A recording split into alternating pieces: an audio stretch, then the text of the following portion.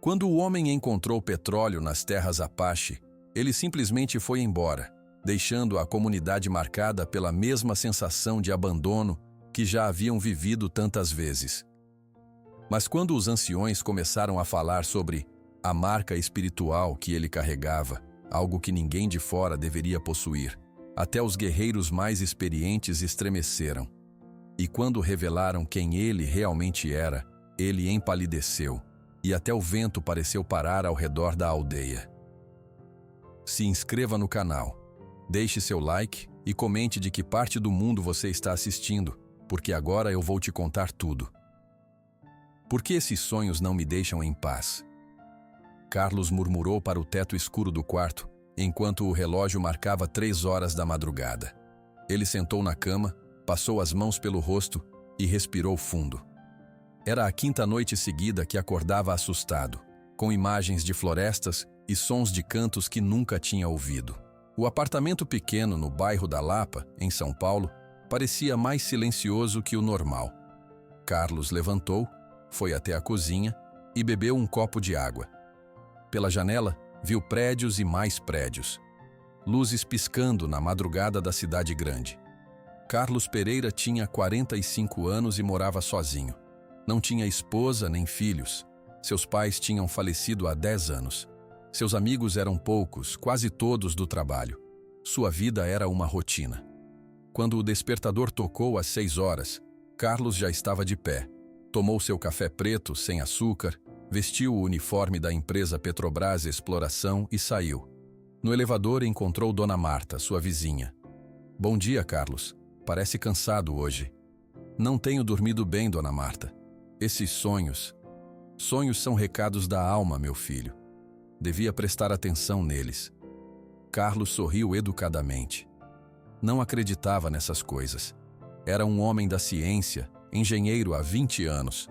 Seu trabalho era procurar petróleo e outros recursos naturais pelo Brasil. No escritório, seu chefe Ricardo Mendes o chamou para uma reunião. Carlos, preciso de você para uma missão importante, disse Ricardo, abrindo um mapa sobre a mesa. Temos uma área no Mato Grosso do Sul para explorar. Fica perto de uma reserva indígena dos Guarani.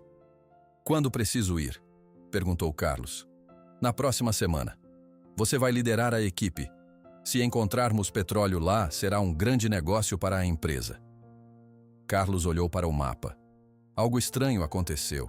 Seu coração começou a bater mais forte ao ver o nome do lugar. Algum problema? Perguntou Ricardo. Não, nenhum. Estarei pronto. De volta à sua mesa, Carlos abriu o computador e pesquisou sobre a região. Fotos do cerrado, da mata e dos rios apareceram na tela. Tudo parecia familiar, mesmo nunca tendo estado lá. No fim do dia, voltou para casa pensando na viagem. Enquanto arrumava sua mala, sentiu uma agitação diferente. Não era a empolgação normal que sentia antes das viagens de trabalho. Era algo mais forte, como se alguém o chamasse para este lugar. Estou ficando maluco, disse para si mesmo enquanto guardava suas roupas e equipamentos. Na noite antes da viagem, Carlos deitou cedo. Precisava estar descansado para o voo das 8 horas da manhã. Mas o sono trouxe de novo os sonhos. Desta vez, estava em uma clareira na floresta. Uma mulher indígena cantava uma música suave, como uma canção de ninar.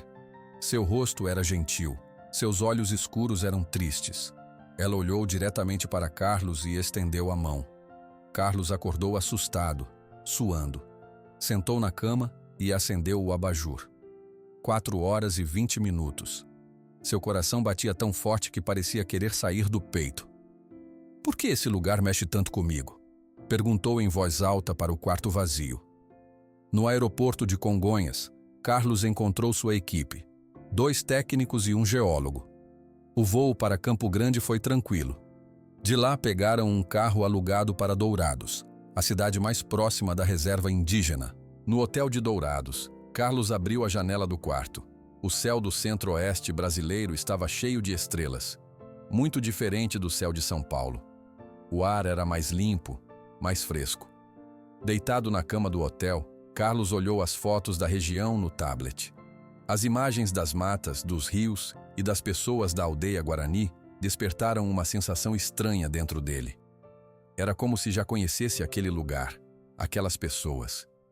Amanhã vou descobrir o que é isso, disse antes de fechar os olhos. Naquela noite, o sonho voltou mais forte. A mulher indígena estava chorando, segurando um bebê nos braços. Homens a levavam embora de uma aldeia. O bebê chorava. A mulher gritava um nome. Carlos acordou com o próprio grito preso na garganta. Estava amanhecendo. Em poucas horas, estaria na terra dos Guarani. E alguma coisa dentro dele dizia que sua vida nunca mais seria a mesma. O sol forte do Mato Grosso do Sul brilhava quando Carlos e sua equipe chegaram à reserva indígena Guarani. A caminhonete branca da empresa avançava lentamente pelo caminho de terra, levantando poeira vermelha. Carlos ainda sentia o coração acelerado depois daquele sonho perturbador. Na entrada da aldeia, um homem alto e de cabelos grisalhos os esperava. Ele usava calça jeans simples, camisa de botão e um colar de sementes no pescoço. "Sou Raoni, cacique desta aldeia", disse ele, com uma voz grave e firme. "Vocês devem ser os homens da Petrobras." Carlos desceu do carro e estendeu a mão. "Muito prazer. Sou Carlos Pereira, líder da equipe de exploração." Raoni apertou sua mão com força. "Vocês podem fazer seus estudos, mas respeitem nossa terra. Cada árvore, cada pedra daqui é sagrada para nós." Carlos sentiu um arrepio quando tocou a mão do cacique. Era uma sensação estranha, como se já o conhecesse. A equipe começou a montar os equipamentos numa área aberta perto da aldeia. Enquanto os técnicos trabalhavam, Carlos observava a vida na comunidade. Crianças corriam e brincavam entre as ocas. Mulheres faziam artesanato com sementes coloridas. Homens voltavam da mata carregando peixes e frutas. Tudo era novo para Carlos, mas ao mesmo tempo familiar. O cheiro da terra molhada, a fumaça das fogueiras, o som das vozes falando em Guarani, tudo parecia despertar algo dentro dele. De longe, um senhor muito idoso o observava. Tinha cabelos brancos compridos e usava um cajado de madeira entalhada. Era o pajé Tupã. Seus olhos não saíam de Carlos, como se pudesse ver algo que os outros não viam. "Por que aquele velho me olha tanto?", perguntou Carlos a um dos técnicos. "Deve ser o pajé deles. Dizem que esses curandeiros têm poderes especiais", respondeu o colega rindo. Durante a tarde, Carlos usou um aparelho que detectava o que existia debaixo da terra. Os resultados começaram a aparecer na tela do computador. Seus olhos se arregalaram. "Não é possível", murmurou ele. Os dados eram claros. Havia uma enorme reserva de petróleo ali, bem debaixo da terra sagrada dos Guarani. Era uma descoberta que valeria bilhões de reais. À noite, enquanto sua equipe descansava nas barracas, Carlos sentou perto de uma fogueira. Uma mulher se aproximou e ofereceu um copo de chá. "É de ervas da mata", disse ela. "Ajuda a dormir melhor." "Obrigado. Você fala português muito bem", comentou Carlos. "Meu nome é Iracema. Aprendi português na escola da missão. Também falo espanhol." Carlos bebeu o chá quente, sentindo o sabor de ervas desconhecidas. "Por que vocês vieram aqui?", perguntou Iracema, sentando ao lado dele. "É meu trabalho. Procuramos recursos naturais. Muita gente já tentou tirar a gente daqui", disse ela, olhando para o fogo. "Fazendeiros, madeireiros, garimpeiros, sempre querem nossa terra." Carlos sentiu vergonha. Sabia que a descoberta do petróleo poderia trazer problemas sérios para aquele povo. "Sua terra é linda", disse ele, tentando mudar de assunto. "É mais que linda. É nossa casa, nossa vida", respondeu Iracema. "Sem ela não somos nada." Naquela noite, Carlos teve um sonho muito forte. Viu uma jovem mulher indígena sendo levada à força por homens brancos. Ela gritava e chorava, segurando um bebê nos braços. O bebê também chorava. Os homens a colocaram em um carro e partiram, deixando a aldeia para trás. Carlos acordou de repente, coberto de suor. O sonho parecia tão real, tão verdadeiro. Sentou-se na barraca, respirando com dificuldade. Algo dentro dele dizia que aquele sonho não era apenas um sonho. Com as mãos tremendo, ele ligou o computador e olhou novamente os resultados da exploração. Pensou em sua empresa, em seu chefe Ricardo, nos bilhões de reais que aquela descoberta representava. Depois pensou em Raoni, em Iracema, nas crianças da aldeia. Sem fazer barulho, Carlos imprimiu os resultados e os colocou dentro de uma pasta. Saiu da barraca e caminhou até a oca do cacique. Deixou a pasta na entrada, com um bilhete. Cuidado com o tesouro que está debaixo de seus pés. Voltou para a barraca, pegou sua mochila e algumas roupas. Sem avisar ninguém, nem mesmo sua equipe, entrou no carro reserva e partiu na escuridão da noite. Não sabia para onde ia, só sabia que não podia ficar ali nem mais um dia. O sol mal tinha nascido quando o cacique Raoni saiu de sua oca e encontrou a pasta deixada por Carlos durante a madrugada. Abriu-a com cuidado e viu papéis com mapas coloridos e números. Seus olhos se arregalaram ao entender o que significavam. Tupã, Iracema, Jurandir, chamou ele com voz alta. Venham todos, temos assuntos importantes para discutir. Em pouco tempo, toda a aldeia Guarani estava reunida embaixo da grande árvore no centro da comunidade. Homens, mulheres, crianças e idosos sentaram em círculo para ouvir as palavras do cacique. Raoni mostrou os papéis que Carlos tinha deixado. Nossos visitantes descobriram petróleo em nossas terras, disse ele, sério. Muito petróleo. Um murmúrio correu pela multidão. Todos sabiam o que isso significava. Jurandir, o melhor caçador da aldeia, foi o primeiro a falar. Isso vai trazer problemas. Os homens brancos vão querer nossa terra mais do que nunca. Muitos balançaram a cabeça, concordando. Outros pareciam assustados. Mas por que o homem da cidade deixou esses papéis para nós? Perguntou uma senhora. Por que não levou para sua empresa? Iracema, que tinha conversado com Carlos na noite anterior, levantou-se. E por que ele foi embora assim, sem falar nada? A equipe dele ainda está aqui, dormindo nas barracas. Ele partiu sozinho, na escuridão. O silêncio tomou conta da reunião. Ninguém entendia as ações de Carlos. Foi então que o pajé Tupã, o ancião de 80 anos, levantou-se com dificuldade, apoiado em seu cajado de madeira.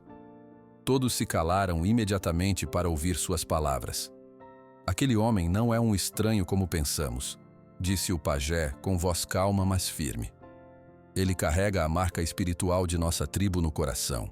É um dos nossos. As pessoas se olharam confusas. Como um homem da cidade poderia ser um deles? Do que está falando, velho Tupã? Questionou Jurandir.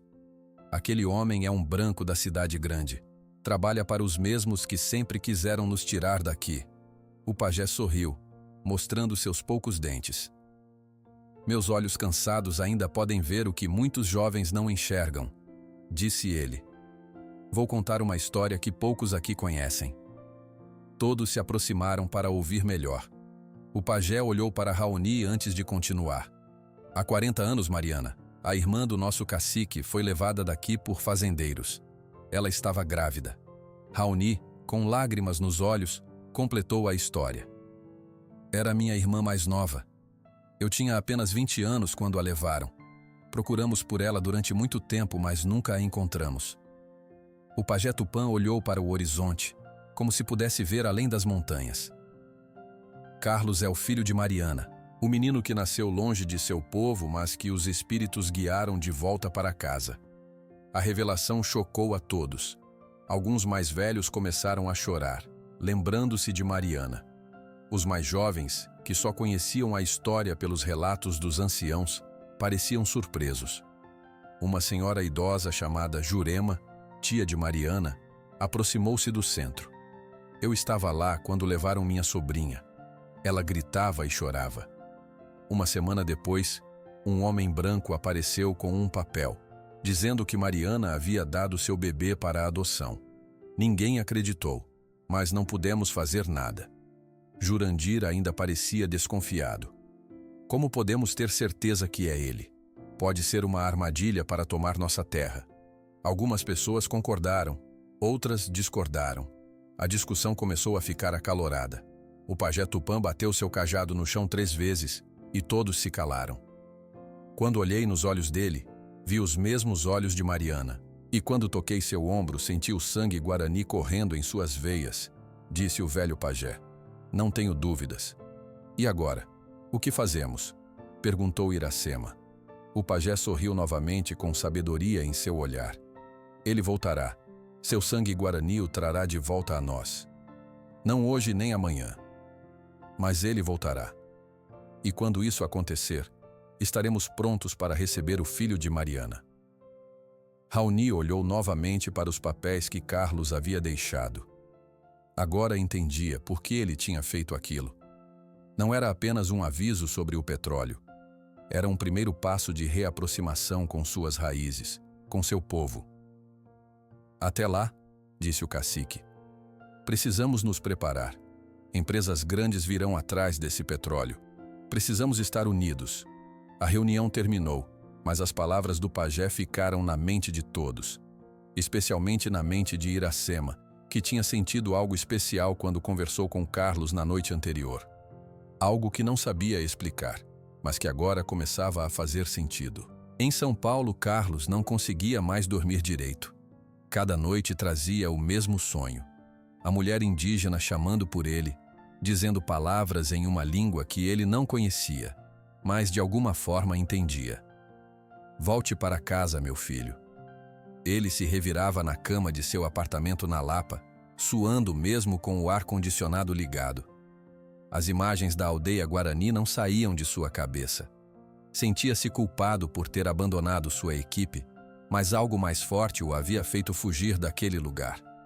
Na segunda-feira, Carlos voltou ao escritório da Petrobras Exploração. Seu chefe, Ricardo Mendes, o chamou imediatamente. Que história é essa de abandonar a equipe no meio do trabalho? Perguntou Ricardo, irritado. Isso nunca aconteceu antes, Carlos. 20 anos de empresa e você faz uma coisa dessas. Carlos respirou fundo. Tive um problema pessoal, Ricardo. Precisei voltar. E os resultados da exploração?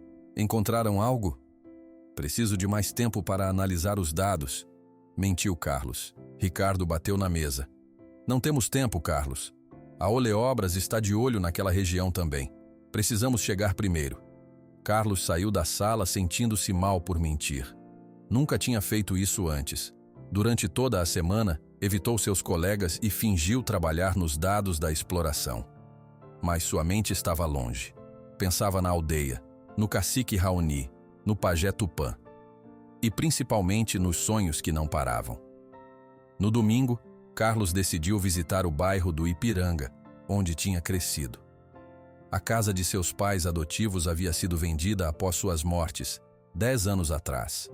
Mas Dona Cláudia, a vizinha, ainda morava na mesma casa de sempre. A senhora de 80 anos abriu a porta e sorriu ao ver Carlos. Meu Deus, Carlos Pereira, quanto tempo, meu filho! Entre, entre! Na sala cheia de fotos antigas e móveis de madeira escura, Dona Cláudia serviu café e bolo de fubá. Falaram sobre o bairro, sobre conhecidos em comum, sobre o tempo que passava rápido demais. Dona Cláudia, disse Carlos finalmente, preciso perguntar uma coisa. A senhora sabia que fui adotado? A senhora parou de mexer o café. Parecia nervosa. Por que está perguntando isso agora, depois de tanto tempo? Por favor, preciso saber. Dona Cláudia suspirou. Sim, sabia. Seus pais não podiam ter filhos. Eles te amaram muito, Carlos. Você foi uma bênção na vida deles. Eles contaram alguma coisa sobre minha origem? Sobre meus pais biológicos? Não falavam sobre isso, disse ela, evitando olhar nos olhos de Carlos. Mas uma vez, há muitos anos, sua mãe comentou algo. Estava preocupada porque você tinha pesadelos quando criança. Ela disse que foi um acordo com uma índia que não podia criar o filho. Carlos sentiu seu coração disparar.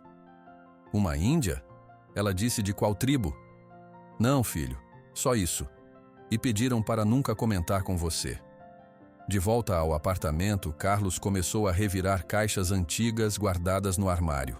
Encontrou sua certidão de nascimento, onde constava apenas mãe desconhecida. Nada sobre seu pai biológico. No fundo de uma caixa de sapatos, achou algo que nunca tinha notado antes. Um pequeno embrulho em pano vermelho. Dentro havia um colar de sementes coloridas e uma foto amarelada. Uma mulher indígena jovem, com olhos tristes e um sorriso tímido. Virou a foto e leu o que estava escrito à caneta. Mariana, 1978. Carlos sentou no chão, tremendo.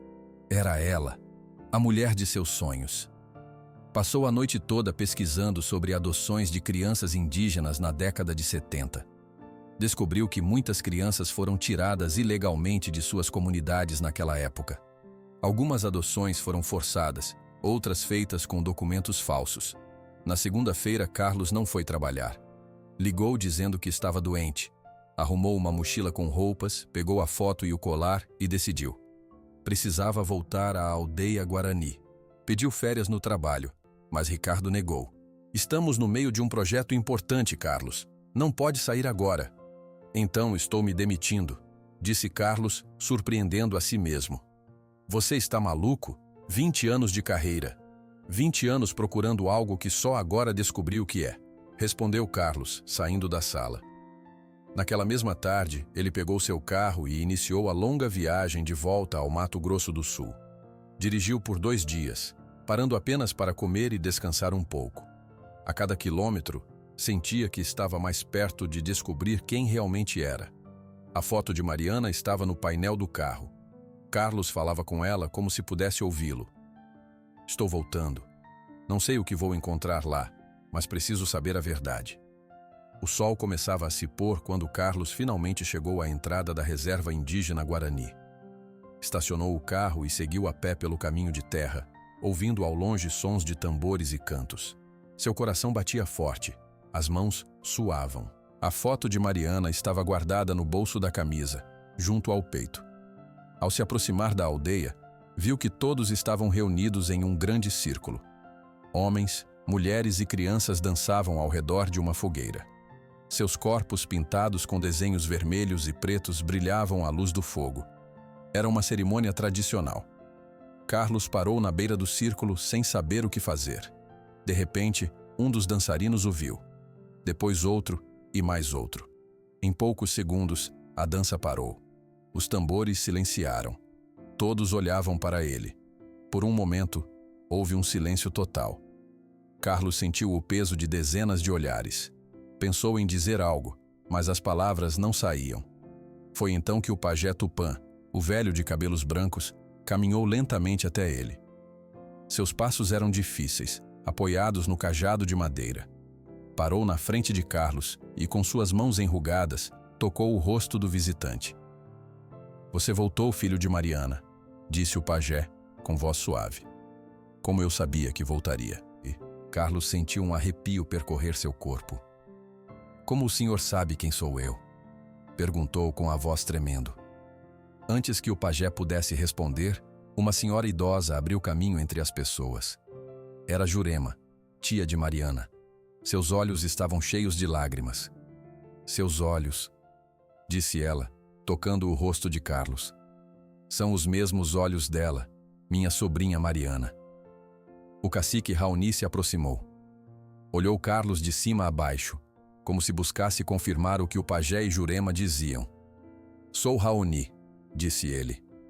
Irmão de Mariana, seu tio. Carlos sentiu suas pernas fracas. Sentou-se no chão, tentando processar tudo o que estava acontecendo. O círculo de pessoas se fechou ao seu redor, todos curiosos para ver o filho perdido de Mariana. Como isso é possível? Perguntou Carlos. Raoni sentou-se à sua frente. Minha irmã Mariana foi levada por fazendeiros quando estava grávida. Tinha apenas 18 anos. Procuramos por ela em todas as fazendas da região, mas nunca a encontramos. Uma semana depois, continuou Jurema, um homem branco voltou com papéis. Disse que Mariana tinha dado o bebê para a adoção. Ninguém acreditou, mas não podíamos fazer nada. Era a palavra deles contra a nossa. Carlos tirou a foto do bolso e mostrou a Raoni. Encontrei isso entre as coisas dos meus pais adotivos. Jurema pegou a foto e soltou um grito de emoção. É ela, minha Mariana. Carlos então mostrou o colar de sementes coloridas. Jurema o pegou com cuidado, como se fosse feito de vidro. Este colar, eu mesma fiz para Mariana quando ela era jovem. Coloquei no pescoço dela no seu ritual de passagem para a vida adulta. As lágrimas corriam pelo rosto de Jurema. Várias mulheres da aldeia também choravam. Carlos sentiu um nó na garganta. Então é verdade? Sou filho de uma Guarani? O pajé Tupã sorriu, mostrando poucos dentes. O sangue Guarani é forte em você. Os espíritos dos ancestrais o guiaram de volta para casa, mesmo sem você saber o caminho. Alguns, como Jurandir, o caçador, ainda olhavam Carlos com desconfiança. Mas a maioria parecia emocionada com sua volta. Como soube que era daqui? Perguntou Iracema, que observava tudo com atenção. Carlos contou sobre os sonhos, sobre como se sentiu quando veio trabalhar na região, sobre a descoberta da foto e do colar. Sempre senti que algo faltava na minha vida, disse ele. Como se uma parte de mim estivesse perdida. Agora entendo por quê. Naquela noite, ao redor da fogueira, Carlos ouviu histórias sobre sua mãe. Como ela era alegre, como cantava bem, como defendia a floresta.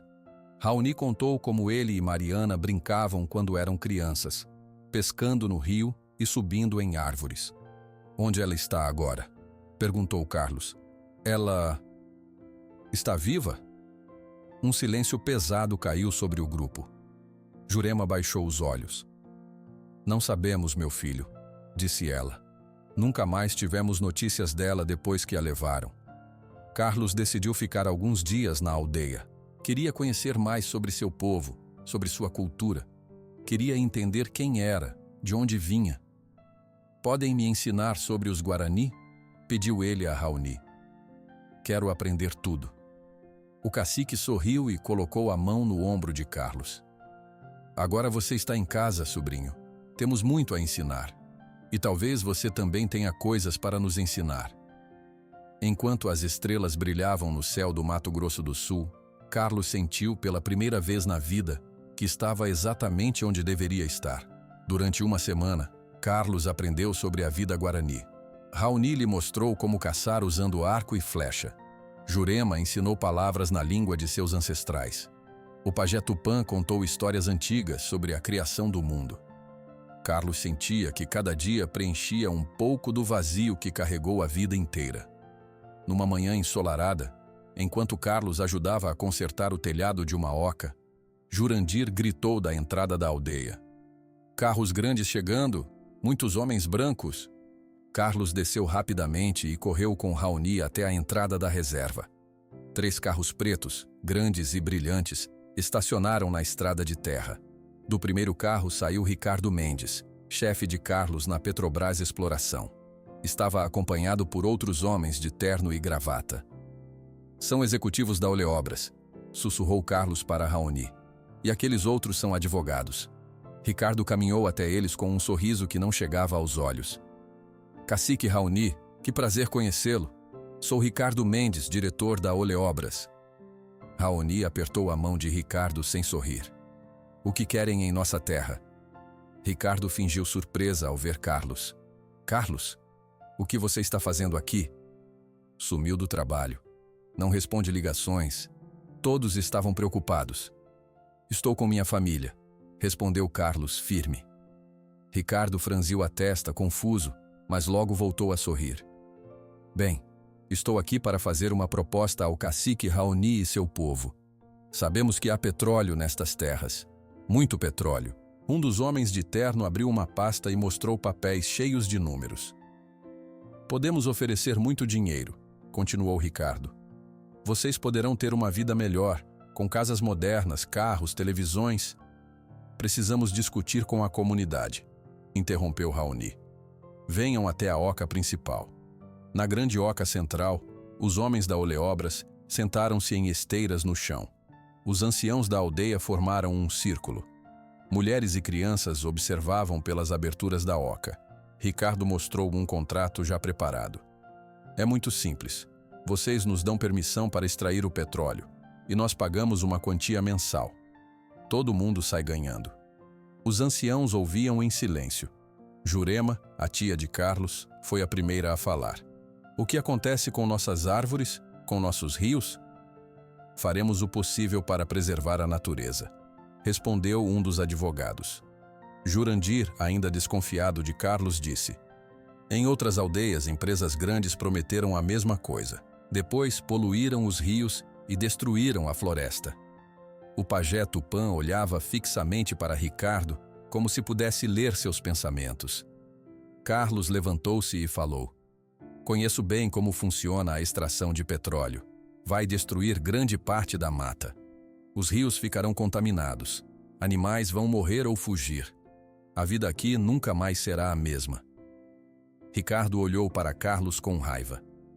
Desde quando você se preocupa com índios, Carlos? Você é um engenheiro da cidade. Trabalhou 20 anos procurando petróleo para nós. Descobri quem realmente sou, respondeu Carlos. Sou filho de Mariana, irmã do cacique Raoni. Sou o Guarani. Os homens da Oleobra se entreolharam, surpresos. Ricardo tentou manter a calma. Isso não muda nada. Estamos oferecendo uma oportunidade única. Pensem nas escolas que poderão construir, nos remédios que poderão comprar. Raoni levantou a mão, pedindo silêncio. Já ouvimos o suficiente. Vamos discutir entre nós e depois daremos nossa resposta. Não demorem muito, disse Ricardo, levantando-se. Outras empresas também estão interessadas nestas terras. Antes de sair, Ricardo olhou para Carlos com desprezo. Você vai se arrepender de ter escolhido este lado. Poderia ter sido promovido, ter um salário maior. Já tenho tudo o que preciso, respondeu Carlos. Depois que os visitantes saíram, a aldeia inteira se reuniu para discutir. Carlos explicou em detalhes como funcionava a exploração de petróleo e os danos que causaria. Muitos ficaram assustados. Outros achavam que o dinheiro poderia ajudar a comunidade. Naquela noite, Carlos não conseguia dormir. Sentia que algo ruim ia acontecer. Por volta de meia-noite ouviu gritos. Saiu correndo de sua oca e viu homens mascarados invadindo a aldeia. Tinham armas e tochas acesas. São seguranças da Oleobras, gritou Carlos. Querem nos assustar. Jurandir e outros guerreiros pegaram seus arcos e lanças. Iracema organizou as mulheres para protegerem as crianças. Carlos correu para ajudar um velho que havia caído. Nesse momento, um dos invasores bateu em seu braço com um pedaço de madeira. Carlos sentiu uma dor forte, mas continuou ajudando o idoso. Os invasores quebraram algumas ocas e ameaçaram os moradores. Depois fugiram na escuridão quando viram que os Guarani estavam unidos e não fugiriam. Isso é só o começo, disse Raoni, enquanto Jurema cuidava do braço machucado de Carlos. Eles voltarão com mais força. Jurandir, que antes desconfiava de Carlos, agora o olhava diferente. Você sangrou pela nossa terra. Isso prova que é mesmo um Guarani. Carlos olhou para todos ao redor e sentiu um novo tipo de força crescendo dentro dele. Era a força de quem finalmente encontrou seu lugar no mundo. Na manhã seguinte ao ataque, Carlos sentiu dor no braço enquanto Jurema trocava as folhas medicinais que havia colocado sobre o machucado. O ferimento não era grave, mas deixaria uma marca. Essa erva vai ajudar a curar mais rápido, disse Jurema, amarrando um pano limpo ao redor do braço de Carlos. Minha sobrinha Mariana conhecia todas as plantas que curam. Ela aprendeu com o pajé Tupã quando era menina. Carlos sorriu ao ouvir falar de sua mãe. Como ela era? Pode me contar mais sobre ela? Jurema sentou-se ao lado dele na esteira de palha. Mariana era alegre como o canto dos pássaros pela manhã. Tinha a voz mais bonita da aldeia. Quando cantava, até os animais da floresta paravam para escutar. Ela parece maravilhosa, disse Carlos, imaginando a mãe que nunca conheceu. Sua mãe também era muito corajosa. Uma vez, quando tinha apenas 16 anos, enfrentou madeireiros que queriam cortar árvores sagradas. Ficou na frente das árvores e não saiu, mesmo com as máquinas ligadas. Os homens ficaram com vergonha e foram embora. Iracema, que ouvia a conversa sentada perto dali, sorriu. Agora entendo de onde vem sua coragem, Carlos. Ontem você enfrentou aqueles homens sem medo. Carlos sentiu o rosto esquentar. Nos últimos dias, ele e Iracema estavam cada vez mais próximos. Havia algo nos olhos dela que o fazia sentir-se em casa. Jurema levantou-se com certa dificuldade. Tenho algo para mostrar a você. Espere aqui. A velha senhora foi até sua oca e voltou carregando uma antiga caixa de madeira entalhada com desenhos de pássaros e árvores. Esta caixa pertencia à sua mãe. Guardei todos esses anos, esperando que um dia pudesse entregá-la a Mariana quando ela voltasse. Agora é sua. Com mãos tremendo, Carlos abriu a caixa. Dentro havia colares coloridos de sementes, penas de aves, pequenas esculturas de madeira e um desenho feito em casca de árvore. O desenho mostrava uma mulher com um bebê nos braços. Mariana fez esse desenho quando estava grávida de você, explicou Jurema com lágrimas nos olhos. Carlos mexeu cuidadosamente nos objetos, sentindo uma conexão profunda com cada um deles. No fundo da caixa encontrou algo inesperado. Um envelope amarelado. O que é isso? Perguntou ele pegando o envelope. Jurema pareceu surpresa. Nunca vi isso antes. Deve ter ficado escondido embaixo dos outros objetos. Carlos abriu o envelope. Dentro havia uma carta escrita à mão, em letras simples. Ele começou a ler em voz alta. Querido irmão Raoni, estou viva. Consegui fugir dos fazendeiros, mas tenho medo de voltar. Perdi meu filho e sinto muita vergonha. Estou trabalhando em uma casa em Dourados. Um dia terei coragem de voltar. Com amor, Mariana. A carta estava datada de 15 anos atrás. Carlos sentiu seu coração bater forte. Minha mãe pode estar viva, exclamou ele, olhando para Jurema e Iracema com os olhos brilhando. Rapidamente chamaram o cacique Raoni e mostraram a carta. Ele ficou em silêncio por um longo tempo, tocando o papel como se não acreditasse no que via. Por tantos anos pensei que minha irmã estava morta, disse Raoni finalmente, a voz embargada pela emoção. Precisamos ir a Dourados procurar por ela, disse Carlos decidido. Dourados é uma cidade grande, alertou Jurandir, que havia se aproximado. Como vamos encontrar uma pessoa depois de tantos anos? Iracema deu um passo à frente. Conheço Dourados. Estudei lá por 2 anos na escola da missão. Tenho contatos na comunidade indígena da cidade. Posso ir com Carlos. Raoni olhou para os dois e assentiu. Vão, mas tenham cuidado. Ricardo Mendes e seus homens podem estar vigiando a aldeia. Não confio neles. Naquela tarde, Carlos e Iracema prepararam-se para a viagem. Levariam a foto de Mariana para mostrar às pessoas em Dourados. O pajé Tupã abençoou os dois antes da partida. Os espíritos guiarão vocês, disse o velho pajé. Sigam seus corações. Enquanto guardava suas poucas coisas em uma mochila, Carlos percebeu como sua vida tinha mudado em tão pouco tempo. 2 semanas atrás, era um engenheiro solitário em São Paulo. Agora, estava em uma aldeia indígena, descobrindo suas raízes e procurando sua mãe biológica. Iracema apareceu na porta da oca. Está pronto? O sol já está começando a descer. Se sairmos agora, chegamos a Dourados antes de escurecer completamente. Carlos pegou a foto de Mariana e a guardou com cuidado no bolso da camisa. Pronto, vamos encontrá-la. Os dois caminharam até o carro de Carlos. Toda a aldeia veio se despedir e desejar boa sorte. Jurema deu a Carlos um pequeno saco de ervas. Para dar sorte na busca, disse ela. Quando o carro partiu pela estrada de terra, Carlos olhou pelo retrovisor. A aldeia ficava cada vez menor à distância, mas, pela primeira vez na vida, ele sabia que tinha um lugar para voltar, um lugar para chamar de lar. A viagem até Dourados durou quase 2 horas. O sol já estava se pondo quando Carlos e Iracema chegaram à cidade. Ficaram em uma pequena pousada perto da rodoviária. Por onde começamos? Perguntou Carlos enquanto tomavam um café na manhã seguinte. Vamos até o bairro Jardim Água Boa, respondeu Iracema. Muitas famílias indígenas vivem lá. Alguém pode conhecer sua mãe.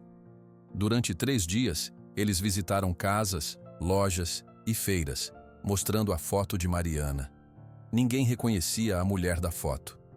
Carlos começava a perder a esperança. Talvez ela não esteja mais em Dourados, disse ele, desanimado. Iracema tocou sua mão com carinho. Não desista. Ainda temos lugares para procurar. Na manhã do quarto dia, foram à feira central. Uma senhora que vendia frutas olhou longamente para a foto. Esta é Dona Maria do Céu, disse a vendedora. Trabalha na casa da família Mendes há muitos anos. Mora lá também. Carlos e Iracema se olharam surpresos. Mendes? Perguntou Carlos. Ricardo Mendes? Não, na casa do irmão dele, Eduardo Mendes. Uma mansão grande na Avenida Weimar Torres. Eles correram para o endereço indicado. Era uma casa enorme, com muros altos e jardins bem cuidados. Carlos estacionou o carro do outro lado da rua. Como vamos entrar? Perguntou Iracema. Nesse momento viram uma senhora de cabelos grisalhos regando as flores do jardim da frente. Mesmo mais velha e com rugas, era inconfundivelmente a mulher da foto. Carlos saiu do carro e caminhou até o portão. Mariana? Chamou ele com voz tremida. A senhora olhou para ele e deixou cair o regador. Suas mãos foram ao rosto. Meu filho, sussurrou ela, tremendo. Carlos não conseguiu dizer nada. Apenas balançou a cabeça, confirmando. Mariana abriu o portão com mãos trêmulas e abraçou Carlos. Os dois choravam sem conseguir falar. Iracema observava a cena emocionada. Finalmente, Mariana se afastou um pouco para olhar o filho. Deixe-me ver você, disse ela, tocando o rosto de Carlos. Você tem os olhos do seu pai. Meu pai? Quem era ele? Perguntou Carlos. Um jovem guarani da nossa aldeia. Morreu antes de você nascer, numa briga com fazendeiros. Mariana contou que foi levada à força por homens de um fazendeiro rico. Estava grávida de 7 meses. Depois que Carlos nasceu, a obrigaram a assinar papéis de adoção. Disseram que iam me matar se eu não assinasse, contou ela, enxugando as lágrimas. Fiquei presa na fazenda por anos. Quando consegui fugir, tinha vergonha de voltar para a aldeia sem você. Consegui trabalho como empregada e fiquei procurando por você, meu filho. Vim buscá-la para voltar para casa, disse Carlos. Raoni, seu irmão, espera por você. Raoni ainda está vivo? Perguntou Mariana, sorrindo entre lágrimas. Naquela mesma tarde, os 3 partiram para a aldeia. Mariana sentou no banco de trás do carro, segurando a mão de Carlos sempre que podia. Estava nervosa e feliz ao mesmo tempo. Quando chegaram à aldeia Guarani, toda a comunidade os esperava. Raoni estava na frente de todos. Quando viu sua irmã descer do carro, o velho cacique não conseguiu conter as lágrimas. Os dois se abraçaram por um longo tempo, sem dizer nada. A aldeia fez uma grande festa para celebrar a volta de Mariana. Houve danças, cantos e muita comida. O pajé Tupã realizou uma cerimônia especial para agradecer aos espíritos pela família reunida. Mas a felicidade durou pouco. Na manhã seguinte, 3 carros da polícia pararam na entrada da aldeia. Ricardo Mendes saiu do primeiro carro, acompanhado por advogados e policiais. Tenho um mandado judicial, anunciou Ricardo, mostrando um papel. Esta terra não é legalmente uma reserva indígena. Vocês têm uma semana para sair. Raoni pegou o documento e entregou a Carlos, que examinou tudo com cuidado. Isso não está certo, disse Carlos. Estes documentos parecem falsos. Precisamos de ajuda, falou Raoni. Conhece algum advogado que possa nos ajudar? Carlos pensou por um momento e sorriu. Conheço a pessoa perfeita para isso. Ele pegou seu celular e ligou para Marcelo Santos, um advogado de São Paulo que defendia causas indígenas. Eles tinham estudado juntos na universidade. Marcelo, sou eu, Carlos. Preciso da sua ajuda urgente. Enquanto esperavam Marcelo chegar, Ricardo Mendes mandou seguranças cercarem a aldeia. Ninguém podia entrar ou sair.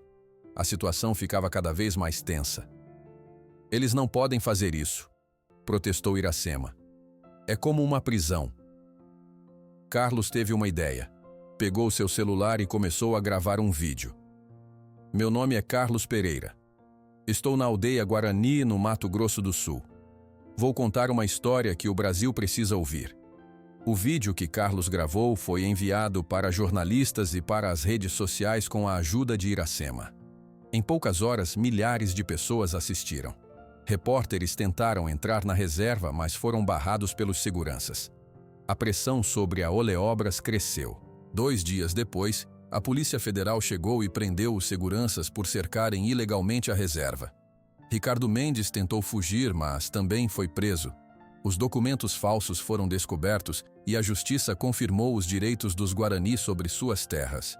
Uma semana depois, quando tudo parecia resolvido, um helicóptero pousou perto da aldeia. Era Antônio Silva, presidente da Oleobras. Ele veio pessoalmente pedir desculpas e propor um novo acordo. Ricardo Mendes não representa os valores da nossa empresa, disse Antônio sentado com Raoni e os anciãos. Ele foi afastado e responderá na justiça pelo que fez. E o que vocês querem agora? Perguntou Raoni desconfiado. Propor uma parceria honesta. O petróleo existe, isso é fato. Podemos extraí-lo pagando pelo uso da terra. Vocês manteriam a posse total da reserva e receberiam uma parte dos lucros. Raoni ouviu em silêncio e depois falou. Precisamos discutir isso com todo o nosso povo. Volte daqui a 3 dias para nossa resposta. Quando Antônio partiu, Raoni chamou todos para a maior reunião que a aldeia já viu. Pessoas de outras aldeias Guarani também vieram participar. Por 3 dias, a discussão aconteceu sob a grande árvore sagrada no centro da comunidade. No primeiro dia, os mais velhos falaram. O pajé Tupã foi o primeiro. Nossa terra é sagrada. Nossos ancestrais estão aqui. Mas também sei que o mundo mudou. Precisamos pensar no futuro das crianças. Jurandir se levantou, ainda contra qualquer acordo. O petróleo vai destruir nossa terra. Já vimos isso acontecer em outros lugares. Começam prometendo cuidado, depois enchem tudo de máquinas. Uma senhora idosa levantou a mão. Precisamos de um posto de saúde melhor. Minha neta quase morreu porque não tínhamos remédios. No segundo dia, os jovens deram suas opiniões. Um rapaz de 20 anos disse: muitos de nós saem da aldeia porque não há trabalho aqui. Com esse dinheiro, poderíamos criar empregos na própria comunidade. Uma menina de apenas 10 anos falou, surpreendendo a todos. Quero aprender nossos cantos e histórias, mas também quero usar computador. Podemos ter as duas coisas? Carlos explicou os detalhes técnicos, os riscos e benefícios da exploração de petróleo. Se aceitarmos, precisamos exigir as tecnologias mais modernas, que causam menos danos, e precisamos de pessoas nossas acompanhando tudo. Iracema sugeriu condições ambientais rígidas. Podemos permitir a exploração, mas só em áreas específicas. Os rios e as matas sagradas devem ser protegidos. Mariana contou o que viu em seus anos longe da aldeia. Vi comunidades indígenas sofrendo na pobreza, sem direitos, sem voz. Outras conseguiram força porque tinham dinheiro para lutar. Não podemos ser ingênuos. No terceiro dia, após todos terem falado, até as crianças, Raoni se levantou. O sol começava a se pôr, colorindo o céu de laranja. Ouvi cada palavra de meu povo, disse o cacique. Agora tenho uma proposta para decidirmos. Todos fizeram silêncio para ouvir. Aceitaremos o acordo, mas com nossas condições. Primeiro, a exploração só poderá acontecer em uma área pequena, longe dos rios e locais sagrados. Segundo, parte do dinheiro será usado para comprar terras vizinhas que já foram nossas no passado. Murmúrios de aprovação surgiram na multidão.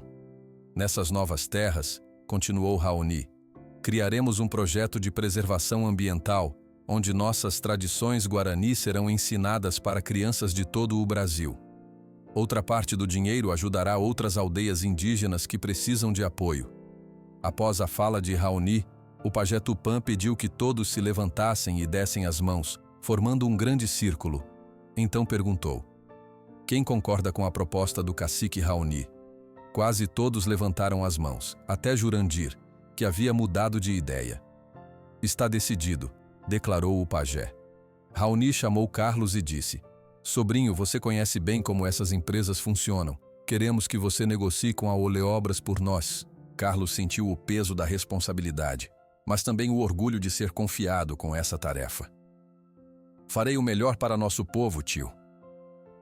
Nos dias seguintes, Carlos, Raoni e um pequeno grupo se reuniram várias vezes com os executivos da Oleobras. As negociações foram difíceis. A empresa resistiu a algumas condições, mas Carlos conhecia bem o negócio e não cedia nos pontos importantes. Finalmente, após 2 semanas de reuniões, a Oleobras aceitou as condições dos Guarani. Sabiam que precisavam melhorar sua imagem após o escândalo com Ricardo Mendes, e uma parceria respeitosa com os indígenas seria boa publicidade. O contrato foi assinado em uma cerimônia na aldeia, com a presença de jornalistas, representantes do governo e líderes de outras comunidades indígenas. Era um acordo histórico, que poderia servir de exemplo para outras situações semelhantes no país. Enquanto observava a cerimônia, Carlos segurava a mão de Iracema. Nos últimos meses, os dois haviam se aproximado cada vez mais. Ela sorriu para ele. Nosso povo tem um futuro agora, disse ela. Um futuro em que podemos manter nossas raízes, completou Carlos. 1 ano se passou desde a assinatura do acordo com a Oleobras. A aldeia Guarani estava diferente, mais viva e próspera. Novas ocas foram construídas e as antigas reformadas. Um pequeno posto de saúde funcionava perto da escola, que agora tinha computadores e livros novos. Carlos acordou com o som de um choro de bebê. Ao seu lado, na esteira, Iracema já estava sentada, pegando a pequena Jandira no colo. Alguém está com fome, disse Iracema, sorrindo para a filha de 3 meses. Carlos observou as duas com amor. Nunca imaginou que sua vida mudaria tanto em tão pouco tempo. Decidiu ficar na aldeia após o acordo, aprendendo a língua e os costumes de seu povo. Ele e Iracema se casaram em uma cerimônia tradicional guarani 6 meses depois. E logo Jandira veio ao mundo, nascida em uma noite de lua cheia. Vou buscar água fresca, disse Carlos, levantando-se. Lá fora, o dia já havia começado na aldeia. Crianças corriam para a escola. Homens saíam para pescar no rio. Ao longe, podia-se ver as máquinas da Oleobras trabalhando na área permitida para exploração, sempre vigiadas por um grupo de jovens guarani liderado por Jurandir, que havia aprendido tudo sobre o processo para garantir que o acordo fosse respeitado. Carlos encontrou sua mãe, Mariana, colhendo ervas medicinais perto de sua oca. Bom dia, meu filho, cumprimentou ela com um sorriso. Como está minha neta?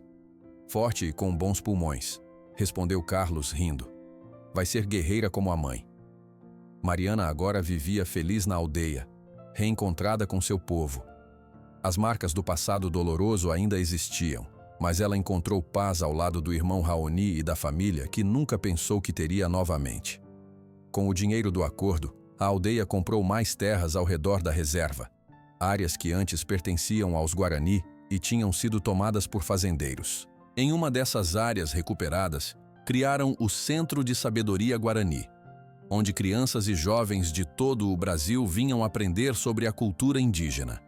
Carlos caminhava pelo centro quando viu um grupo de estudantes de uma escola de São Paulo ouvindo atentamente o pajé Tupã, que contava histórias sobre a criação do mundo segundo os Guarani. O homem branco pensa que sabe tudo porque tem máquinas grandes, dizia o velho pajé aos visitantes. Mas sabe ele ouvir o que a terra fala? Sabe entender o aviso dos pássaros quando vai chover? Isso também é conhecimento. Apesar de seus 81 anos, Tupã continuava forte e sábio, passando seus conhecimentos para jovens aprendizes. Carlos sorriu ao ver como as crianças da cidade olhavam admiradas para o pajé. Mais tarde, Carlos usou seus conhecimentos de engenharia para ajudar na instalação de painéis de energia solar na aldeia. Graças a esse sistema, agora tinham luz durante a noite sem precisar de geradores barulhentos. Esses painéis captam a luz do sol e transformam em energia, explicou Carlos para um grupo de crianças curiosas. É limpo e não acaba nunca, enquanto tivermos sol. Iracema passou por ele carregando Jandira em um tipóia de tecido colorido. Estamos indo para a casa das artesãs, disse ela. Quer vir? Carlos acompanhou as duas até uma oca grande onde várias mulheres trabalhavam fazendo colares, pulseiras e outros artesanatos. Iracema liderava esse grupo, que vendia suas peças para lojas em todo o país. Era uma importante fonte de renda para muitas famílias. Nosso artesanato conta nossa história, explicou Iracema para uma visitante. Cada cor, cada desenho tem um significado para nosso povo. Ao final da tarde, Raoni chamou todos para uma cerimônia especial. A comunidade inteira se reuniu no centro da aldeia, onde uma grande fogueira foi acesa. Era uma ocasião importante. Carlos e a pequena Jandira receberiam pinturas corporais tradicionais guarani. O cacique Raoni, agora com alguns cabelos brancos a mais, mas ainda forte e respeitado, ficou no centro do círculo. Hoje celebramos nossa força como povo, disse ele. Há um ano, enfrentamos uma grande ameaça. Hoje estamos mais fortes, unidos e respeitados. O pajé Tupã preparou as tintas naturais de urucum e genipapo. Com mãos habilidosas, apesar da idade, pintou desenhos no rosto e peito de Carlos e pequenos pontos nas bochechas de Jandira, que olhava tudo com olhos curiosos. Hoje o círculo se completa, declarou o pajé. Um filho que voltou para casa traz uma nova vida, e com ela, a esperança de que nosso povo e nossa terra continuarão fortes. Carlos olhou ao redor, para sua filha Jandira, para Iracema, para sua mãe Mariana, para seu tio Raoni, para todos os Guarani que agora eram sua família. Finalmente havia encontrado o lugar onde pertencia. Depois da cerimônia, Carlos e Raoni caminharam juntos até um morro de onde podiam ver toda a aldeia. Um dia, sobrinho, você liderará nosso povo, disse Raoni. Estou te preparando para isso. Ainda tenho muito a aprender, tio. Sim, mas tenho o coração guarani e a mente que conhece o mundo lá fora. Isso será importante para nosso futuro. O petróleo trouxe mudanças para a aldeia guarani, algumas boas, outras desafiadoras. Mas, acima de tudo, trouxe de volta um filho perdido e uniu uma família separada pela ganância humana. No horizonte, o sol se punha, colorindo o céu com tons de laranja e vermelho. A fumaça das fogueiras subia das ocas, misturando-se com o ar limpo do cerrado. Crianças brincavam, mulheres cantavam, homens preparavam a caça do dia. Era uma cena de harmonia e esperança. Carlos sabia que muitos desafios viriam pela frente. O mundo continuaria mudando, novas ameaças surgiriam, mas agora os Guarani estavam mais fortes, mais unidos, e ele estava em casa, finalmente completo, parte de algo maior que ele mesmo. E assim, a aldeia Guarani mostrou que é possível preservar suas raízes enquanto cresce em direção ao futuro, que é possível ser fiel às tradições enquanto se adapta aos novos tempos. Uma lição não apenas para os povos indígenas, mas para todo o Brasil.